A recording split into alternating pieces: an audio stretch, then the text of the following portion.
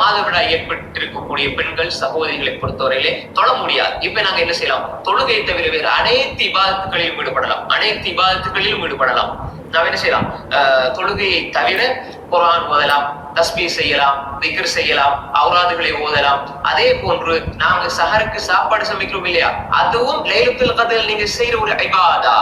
நீங்க நின்று வணங்குறீங்க, உங்களோட தாய் உங்களுக்காக சமைக்கிறாள் என்றால் கியாமுல் லைல் அதற்கு நேரத்தை கூடுதலாக எடுக்காமல் குறைந்த அளவு நேரத்தை, ஏன்னா இபாதத்துகள் என்றாலும் அதற்கென்று ஒரு நேர வரையறை இருக்கிறது. எனவே சமைப்பதிலும் அதுவும் ஒரு இபாதா என்பதை நாம் புரிந்து கொள்ள வேண்டும். அதே போன்று நீங்க கண்ணீர் வடித்து அல்லாஹ்விடத்தில் துஆ கேட்கலாம்.